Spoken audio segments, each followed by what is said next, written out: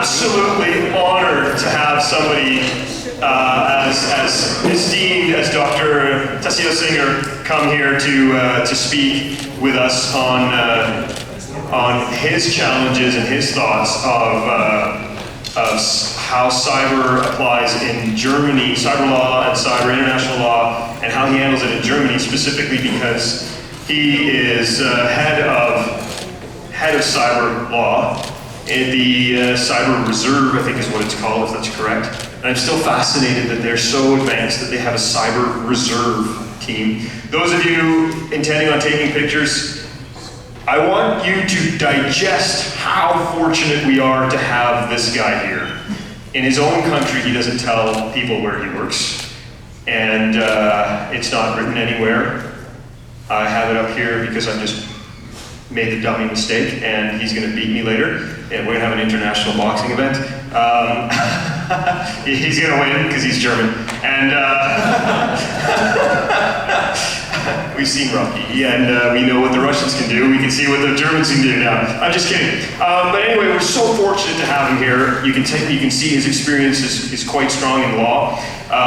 Dr.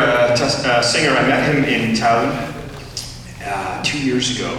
He was doing an amazing presentation, a talk on law, and I was mesmerized by his thoughts. He was just presenting a case, and frankly, he was the last presenter, and he had squeezed amount of time to present what was supposed to be a 20-minute base of thought, and I think he did it in about, say, maybe 9. And he just blurted it out, skipped over a bunch of slides, and blew me away with his thought on a particular matter that I'm not going to get into here. But there was somebody in the crowd, and we all are afraid of something when we're standing up here, is someone calling you out and proving that you're a fraud. You don't know what you're talking about, see? And there's one gentleman in the world that does that in law, and especially around cyber, and that is Mike Schmidt. And if you've ever seen him in a room, he is a powerful force. And if you ever have to field a question from him, it's even more powerful to handle it. And to Dr. Singer's benefit, Mike Schmidt agreed with him on his paper, and I thought that was very fascinating as well. And that's where I got to spend some time chat with him and talk about his thoughts, and since then we've been communicating back and forth. And again, I'm absolutely honored to have him. If you knew what he went through to get here today, from all the flights, from all the ETA, to the mess with flying, from what we thought was supposed to be a simple flight, ending up going, and then he had his luggage lost along the way because of the change of flights and a variety of different things. Picking him up from Montreal overnight last night, sent a driver over in a nice BMW, a German vehicle, over to pick him up last night and bring him in and arrive at the hotel here. Just amazing that he made it. I think all the odds were against us, but he's here. Could you please come up and grace us with your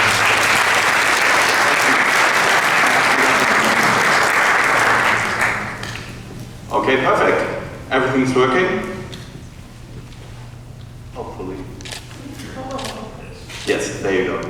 So, first thing to say, thank you very much to be here. It's a great honor, and I have to particularly thank Neil that he managed to get me here yesterday, because it was really that tight, and we had about like half an hour of a time window to get me here, and it worked. So, perfectly, I ran a lot, but I'm here now. So, I'll be very quick. My structure will be the following. I'm giving you really a very, very short introduction about the inability of states to keep their cyber infrastructure safe. And then I'm going to the 2 cases I'm going to present. The legal framework will be, thanks to Neil, very short. There will be a lot of slides I'm skipping, sorry for that, but if you've got any legal questions, of course, I can go back to them and we will discuss this in detail, but I can skip this to come back to the reactions. So, on these 2 incidents. So, if there are some government people in here, this might be very, very interesting to you, because this is some up-to-date, like really 1 week old information, and it's about legislative drafts in Germany, about IT security, competences of IT security bodies, what they want to do. I mean, these are legislative drafts, so we don't know what will come at the end, but there might be some interesting thoughts for you. Okay, and then final remarks on these two incidents. So, the general disclaimer, I'm not talking on behalf of the German government. Please forget that I'm a German, that I have these nice voluntary affiliations, working in the army and so on. This is only reflecting my personal opinion. All the informations I'm giving you, you can find them on the internet. Okay, you've got to look sometimes a bit harder, but you can find them, all of them, in the internet, so no secrets. But still, don't blame me if I say something and tell it to German officials, because it might get a bit tight. Just say you read it on the internet. It's true. Okay, so I'm not talking on behalf of the Belgian government, German government, any other government. So, what's it all about? First thing is, like, you could read it all over the papers 5 years ago, cyber war everywhere, media is reporting about cyber war everywhere, cyber attacks and so on. From a legal perspective, we won't have a cyber war, because it does not make sense. We won't have a solely or alone conflict only by cyber weapons, because it does not make sense.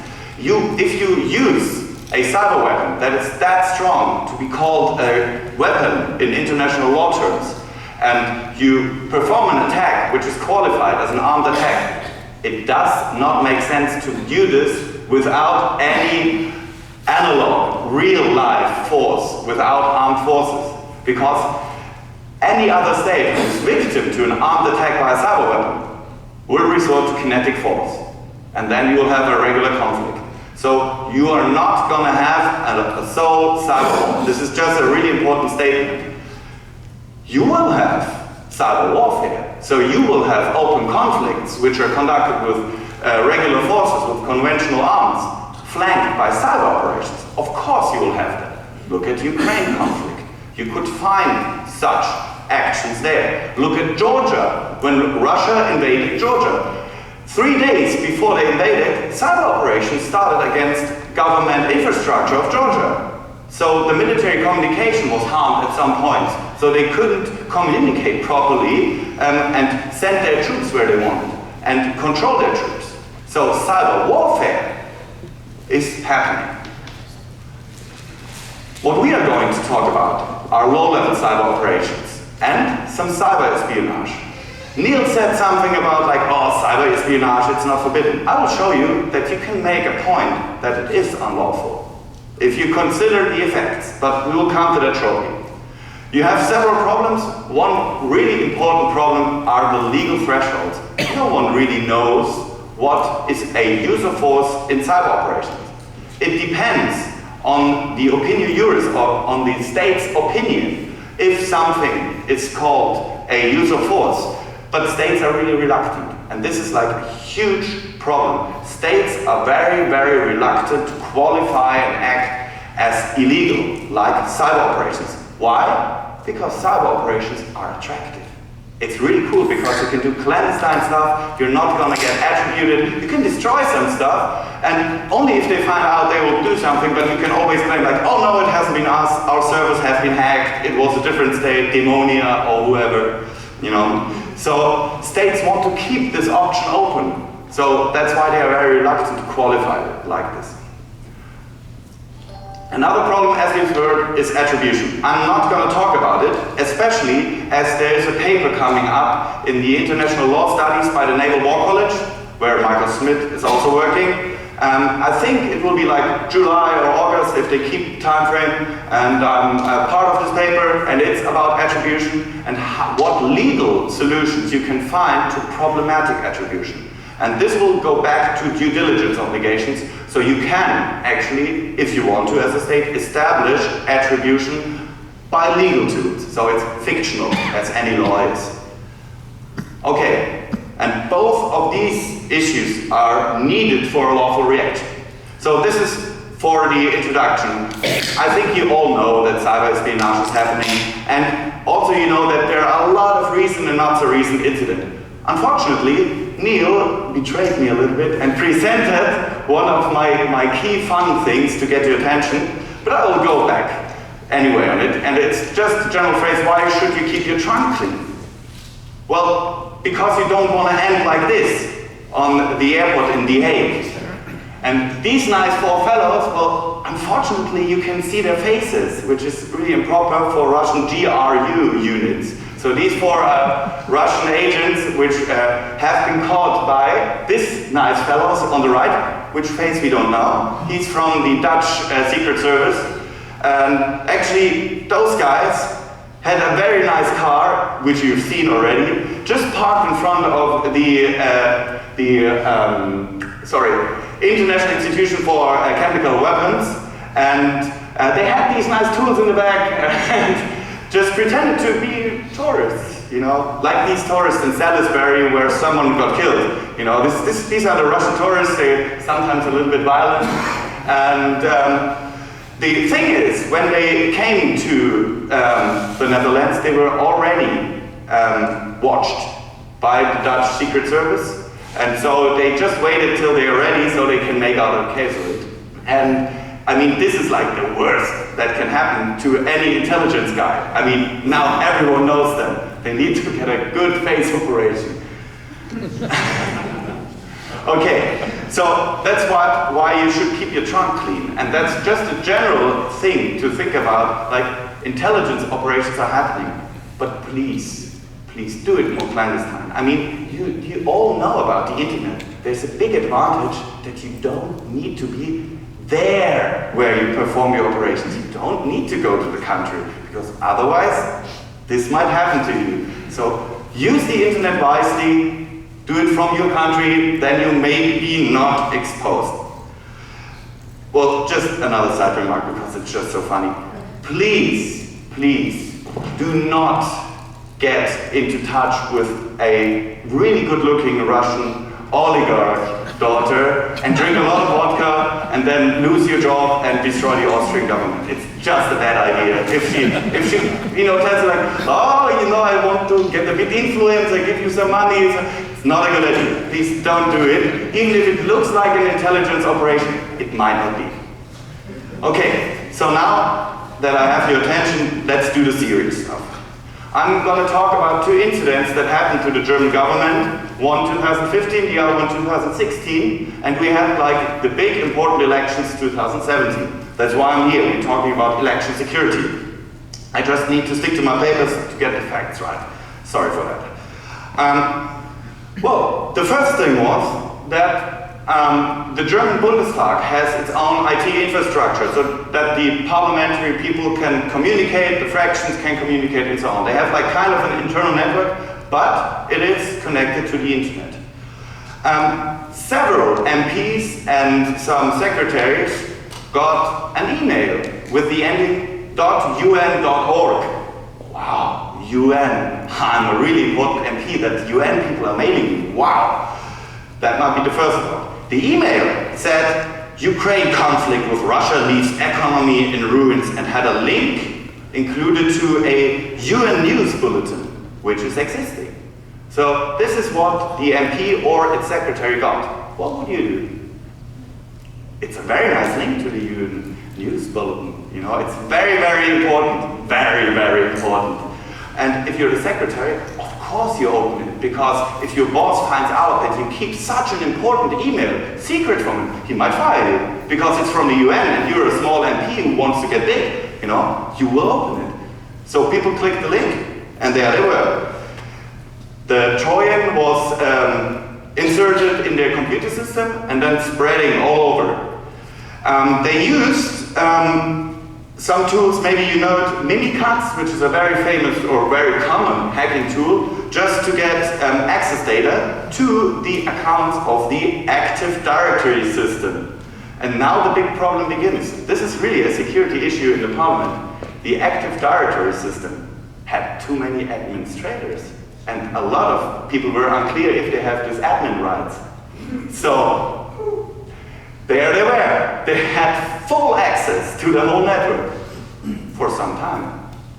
Like the smaller prognosis say 6 months, maybe longer.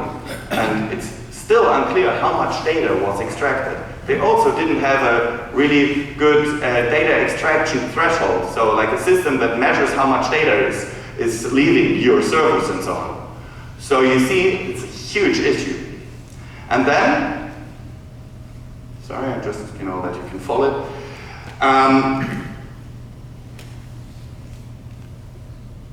Yeah. And then in August 2015, like the same attacks happened to military institutions, to military producers, Airbus security, and so on. But then they were prepared. The interesting thing was that they actually found some data on Eastern European servers, but at this time they didn't have the legislative competences to destroy this data. So this was a big issue. Just go back in time and think about like 2015, 2016, what happened there? There was already a big discussion about electoral interference, and now you're realizing the German parliament communication was exposed for 6 months.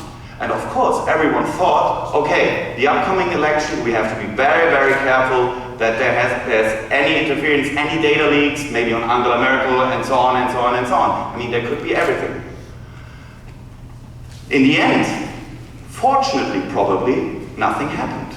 It was really surprising that there was no big data leak. Or maybe German politicians are too boring, I don't know. Maybe they just, typical Germans, rule behavior and so on. And nothing, they couldn't find any dirt, I don't know. But really, nothing big happened. So, this is this event. And now we're going to a more serious event, because this is still a really, well, it's a really good example because it's so sophisticated. It's concerning something really not many people know in Germany, but they should at some point. We have, of course, some secure networks for government communication. So we have an air-gapped network for the whole government communication, which is unfortunately not totally air-gapped. And there the trouble begins. It's used also for emergency communication and so on, and it's called the IWBB, Informationsverbund Berlin-Bonn. It's basically a thing from the past when like our governmental headquarters was situated in Bonn, when we still had 2 countries and so on, and a lot of ministries are still based in Bonn. So we have basically 2 capitals still, just, one real one and the other old part. And of course, the ministries need to communicate safely. And so this is kind of the background of the system. But why is this so sophisticated? The thing is, the network is really 99% air-gapped, so it's really not connected to the internet. Unfortunately, some institutions are connected, and these institutions are connected to the internet. And there you got the bridge you need to get into the network. But that's the thing, there are really, really rare institutions which form this bridge. And so it's really hard to find out. Just imagine, it's like, and someone took a lot of effort to find this out. And they found a really small school for governmental executives. So where like future governmental executives get taught. And this school had an internet connection and was connected to this network. Just to find, and it's in a town no one knows probably here, it's Brühl. Even I don't know exactly where it is in Germany. So, you really need a lot of effort to find this gap, but they found it. And so, the story begins again. I just need my paper again. Yeah.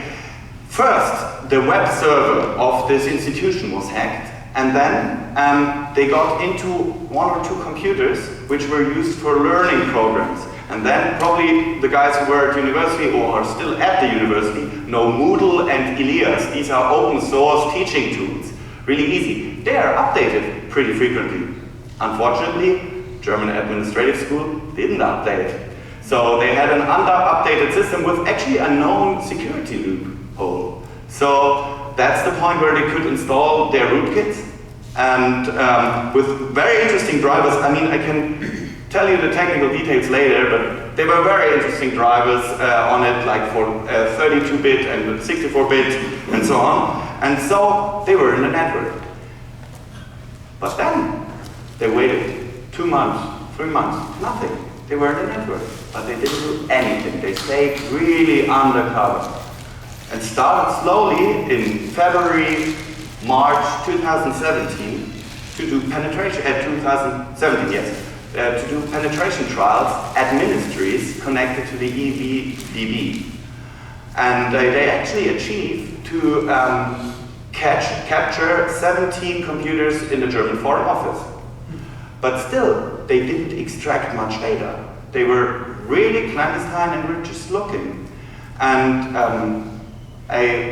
thanks, whoever might have been involved, thanks to Foreign Intelligence Service, Germany was informed about this leak and found out. And then they did another peculiarity about this case. The German IT security institution, the BSI, Bundesamt für Sicherheit und Informationssystem, was introduced to this case, and they decided one really interesting and important point: to watch.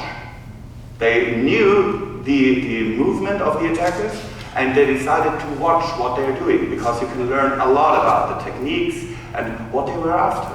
So you could really find out a lot about this. And this went on for 3 or 4 months. And what they realized was, and this gives you a little clue who might have been involved, they were looking the attackers were looking in particular on those dossiers on Ukraine crisis, Russia, German statements about EU sanctions, and so on, and like government plans, what they're doing, if they want to deliver some stuff to Ukraine, what are the future meetings, and so on and so on and so on. But they didn't extract much data. They only extracted, I don't know, less than 100 documents. So really nothing. They were really clandestine.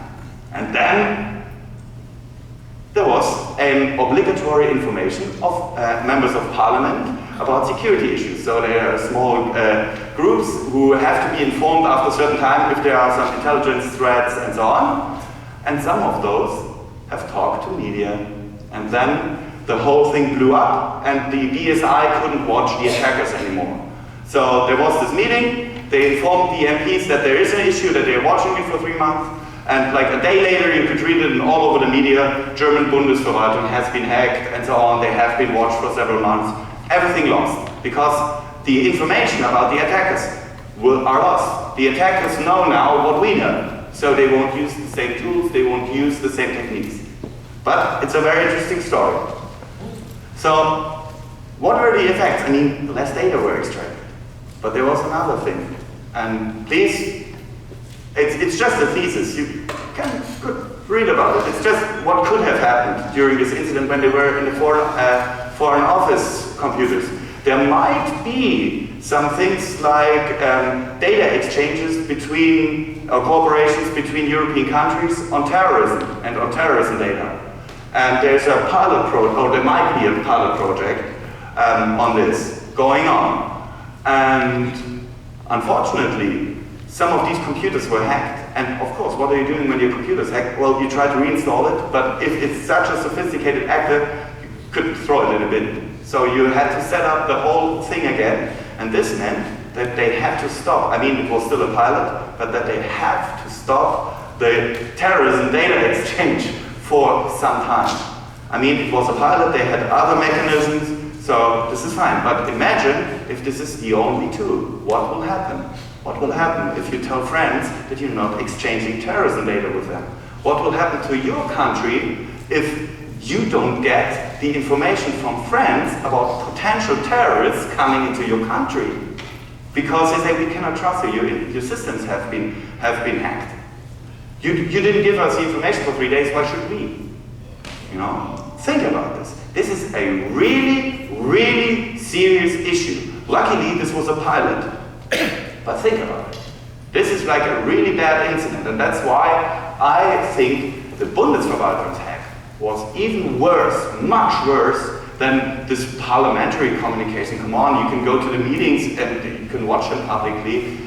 There won't be that many secrets. But this one is like a really, really sophisticated operation and a really big problem. So that's the future. Okay, I talked about this, and I talked about this. Yeah. Of course, yeah, cleaning and rebooting, reinstallation, new computers, whatever. Okay, so Oh, do you want a photo? I mean, it's not that big. You can find that on YouTube. Unfortunately in German, but I mean, German is a beautiful language. You should learn German. We love Canadian tourists. So you have to think about these operations. As I told you, like the consequences were not really like we expect here in this conference, that the elections have been somehow interfered and so on. But you get a better clue if you think about the whole surroundings on these incidents. And you have to think about the times, 2015, 2016, 2017. Ukraine conflict is still going on. What is Germany's role in Europe? What is Germany doing? Germany is one of the countries that's always in favor of the sanctions against Russia because they held up Ukrainian sovereignty over Crimea. Germany says Crimea belongs to Ukraine. You guaranteed it in the 90s, it belongs to them. You annexed it, it's in violation of international law, therefore you gotta get sanctioned. And the whole EU is behind us. That's also an interesting fact. Think about it. We have right-wing governments in Italy which are anti-EU, and still they are bearing these sanctions. They renewed these sanctions some months ago. So, you know, that's a big swerve. So, Germany and France are also in the Normandy format, which is kind of a big pole against Russia there, but still it's not really against, it's like we're keeping the communication on with you. Of course we're giving you sanctions, but you know why? We're not escalating. If you want your economy to get better, you have to give Crimea you have to give Crimea back to Ukraine, sorry. Okay, so this is the background. So from this perspective, of course, Germany and German decision-making process and German executive processes are very interesting for people involved or states involved in these issues. And of course, you can think about a big country in the East, Rhodesia or whatever, that is very interested in these acts. Of course, you can also find some intelligence information and so on, and then you get a whole image who might be interested to that information. Okay, so this explains why these operations happened and why they will happen again until this situation will, well, clean up, evolve, whatever. Okay, now coming to the interesting part you all looked forward to the legal framework. I will skip a lot of this. We talked about these two problems, and we talked about the issue of countermeasures. I also presume that you can attribute either by law or by fact. And I'm now just giving you a really quick run through the legal basis, like what rights might be interesting in these cases. We won't reach use of force because we didn't have destruction and so on. So let's skip that. What's interesting is like the so-called Mike-Schmidt criteria for use of force to find out if something constitutes a use of force. And these are these 7 points. I mean, they are just indicators, this is not law, but this helps you to find out if it's use of force. You can find it in the Tassilo menu. I wrote down the rules always down on the bottom. So if you write these down, you'll find it. Disclaimer, of course, Tassilo manual, it's not law, it's just an interpretation by very famous international experts all over the world, also white Russians, Chinese involved, and so on. So it's a very interesting tool. Okay, but now we're coming to the interesting parts. We have the prohibition of intervention. You heard about it. And this is just, you know, the general rule I always point out, because then you understand the problem if you look at these two cases. It's no state has the right to intervene directly or indirectly in the internal or external affairs of any other state. So what's this? Oh, sorry for that slide. It's linked to state sovereignty. It's not the same, but it's linked to state sovereignty to decide freely, to choice of a political, economic, social and cultural system, formulation of foreign policy. But the International Court of Justice linked it to methods of coercion. So what's that? Well, there are examples for it, and I mean, we don't have this here. It's like financial support, training of illegal troops, non-state groups. That's not the point here. It's not limited to physical force. It's an act designed to deprive a state of its freedom of choice. So think about it. If there would have been an interference in the electoral process, are you there? Do you have a coercive measure or not? Think about it. We will talk about it in a few minutes. Think about it. I'll just leave that open to you. Is this a coercion or not? If yes, you have a violation. If not, you're out. Okay. So sovereignty, we heard a lot about it, so I can make it very, very quick. And come to these two slides. It's the physical, logical, and logical layers of cyberspace. These are included in sovereignty. This is, of course, a statement of the Taylor Manual. It's not binding, but I think it's a very, very interesting thought. A violation is like, in generally, as he told you, sovereignty. It's an old law. It's thought about border crossing. It's like when your ships are going in our national waters and so on, if I don't want it to. And if your plane's crossing over the borders. Is this the same with cyber? I mean, I have a big problem with that because servers are everywhere in the world, and as soon as data is exchanged, you cross, I don't know, 30 borders. So, it might be a bit difficult here. So you need additional criteria to get to this violation. That's what I'm saying. It's not like that you just physically cross into another country. So that means you're sending your friend an email with a really easygoing Trojan just to, make some fun with him, just to make his screen black or whatever. You send it over, and unfortunately it's crossing to the US and then back to Germany. Did I violate sovereignty of the US because I just sent the email through their data networks? That's not going to work. The whole politics will escalate if you would consider this a violation of sovereignty, because then the countermeasures are starting and so on and so on and so on. Okay. So, the expert thought about that a remote cyber operation has to manifest on the territory. Are you still with me? I hope. Okay. So, when does it manifest? It's a certain degree of infringement upon the target state territorial integrity and interference of inherently governmental functions by, now we're getting closer. Physical damage, well, that's an easy one. This can get very close to a use of force. The loss of functionality. And then you have the third one, which even the Taylor Manual experts didn't like very much. It's like infringement upon territorial integrity. It's too broad, it's too unclear, so you cannot make out anything of it. But what we are going to focus is like the loss of functionality. This is actually a very, very interesting and very strong sword, as I will be presenting you.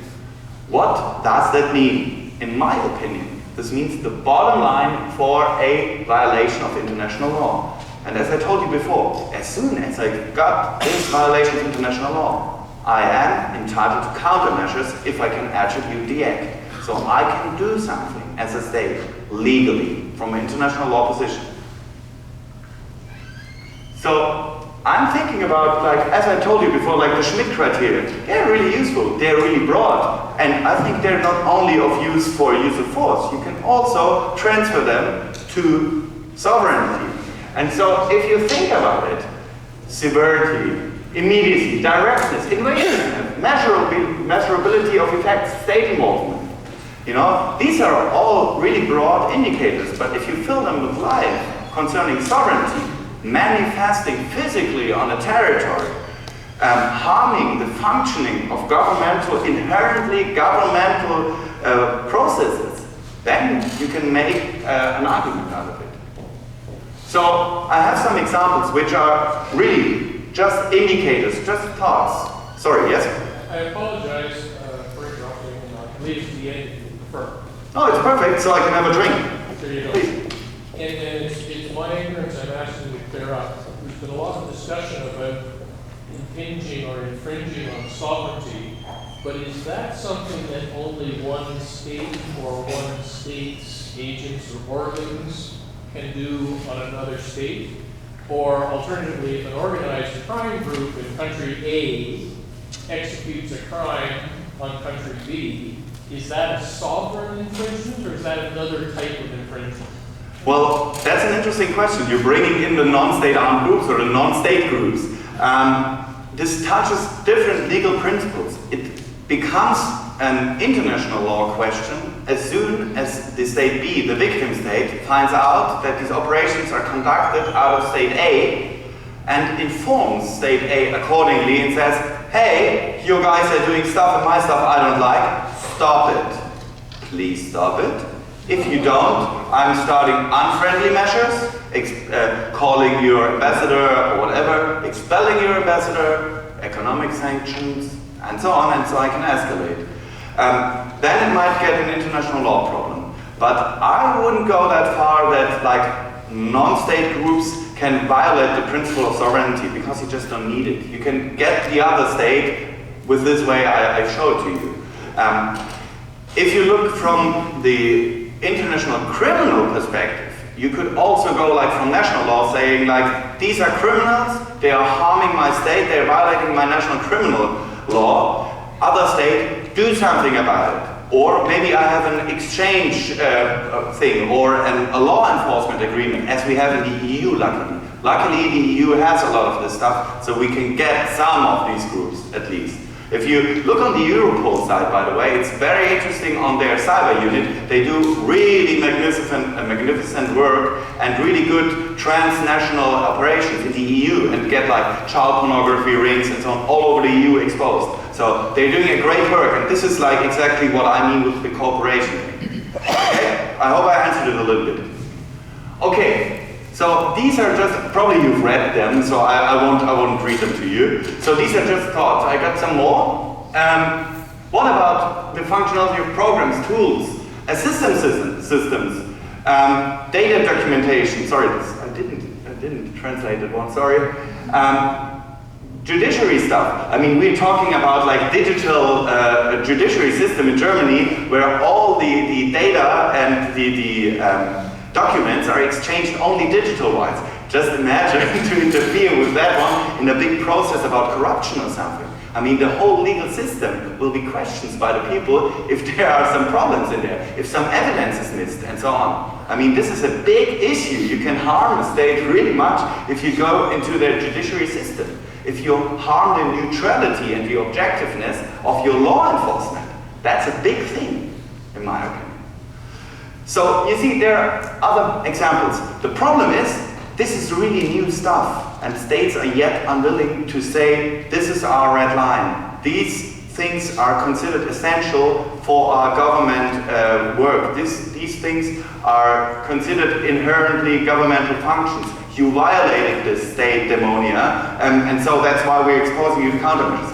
States don't do this yet, but we're on the way to this direction. Ask Mike Schmidt, ask other people in other states, legal advisors and so on. They will say everyone is working on this. Because what you not see in practice is like the cyber use of force. But what you see is like the low-level cyber operations that harm functionality of governmental processes. That's happening. And so states want to have a legal tool to touch that. And so this is coming. They're thinking about like what criteria, what categories can we form to make a point in this. Okay, hopefully I'm not that bad in time. Yeah, I still got that little bit. Okay, so you heard about the reactions. We are not in an armed attack, by far not, with like these two incidents. But we're in the case of countermeasures. So let me see, yeah, you know this international wrongful act of a state, so a violation of international law is required. And additionally, you need the attribution. So I'll skip the following slides, but we can talk about this later. It's about espionage, so just ignore it.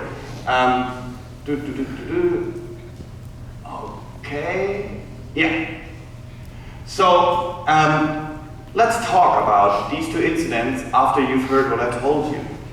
If you consider the first incident, you will have, like, as a consequence, that a lot of data has been extracted out of the German Parliament communication. Can you see any coercion in that? I don't, actually. There's nothing in that. They just got information. This is like just classical espionage. This is just, data extraction. What's the difference to a 07 agent going there and taking photos and then extracting it? I mean, this is just espionage.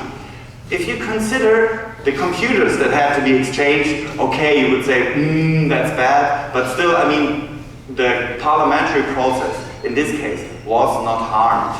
So you don't get to the functionality. You know, the governmental processes still worked. So in the first case, I would not get to a violation of international law. But let's get to the second case. And if you look there, well, there was not much data extracted. And also, you know, they looked for secret government documents, they were in the secret network, so if you think about the Mike Schmidt criteria, the invasiveness and the severity of the thing was pretty high. But, you know, the effect couldn't be measured. But now, I told you that there might have been a stop to the terrorism data exchange process. Think about that one.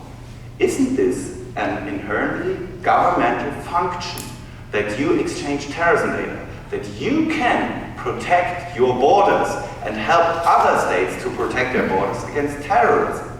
And this is stopped. So in this case, it was just a pilot project. But think about it, if this is like the real terrorism data exchange you're doing with the US or whoever, the Five Eyes states.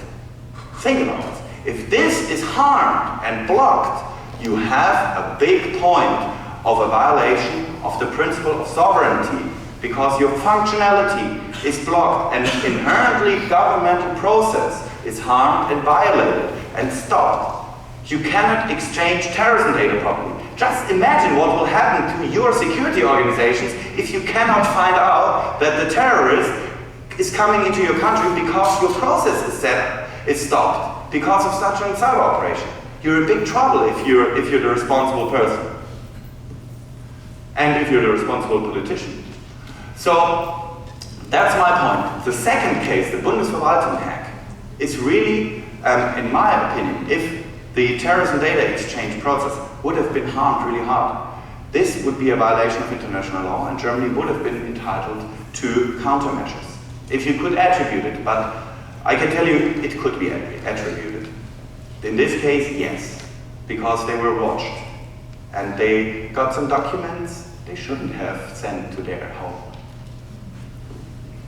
Or some data, maybe.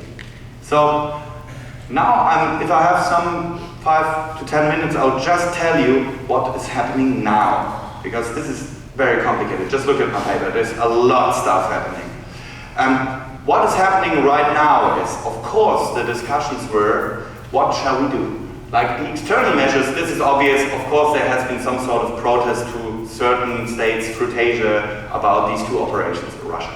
Okay, so German state unofficially, of course, protested and said, like, stop this. But, you know, you couldn't measure it, that's not a big deal. The interesting thing is what's happening now in Germany. And it's really like 1 week, 2 week old information. There are some legislative drafts. Please, don't stick me to it. They are drafts. It's not that it's this type of stuff's gonna happen. I'm just saying this because it's really problematic, especially with view to what Neil said before. Of course, Germany wants to strengthen its cyber defense. If someone talks to me later, I'll tell you actually what the reason is why we have this right now and not 2018 or 2017. But it's ridiculous. But I won't say this officially, why we just start that late.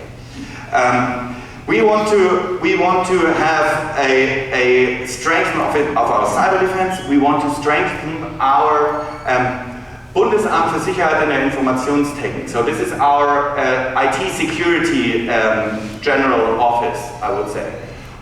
It's very interesting. This office was former part of German foreign intelligence. So they got just, you know, an own separate institution, are now under the Interior Ministry, which is also very interesting. Think about it. The Interior Ministry has now the control over the IT security office, which shall do the following.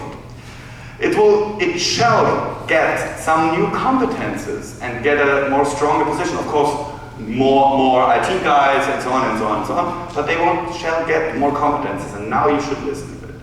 They shall collect loopholes, so they shall find and collect some loopholes.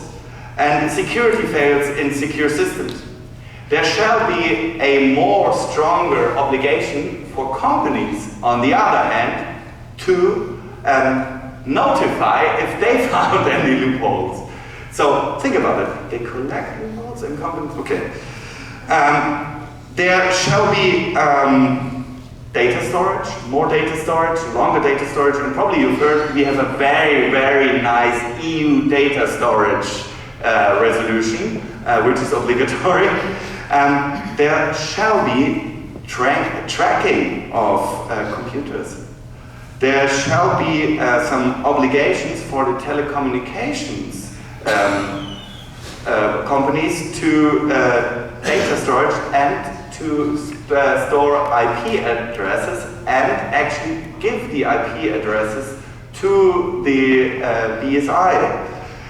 It's getting better.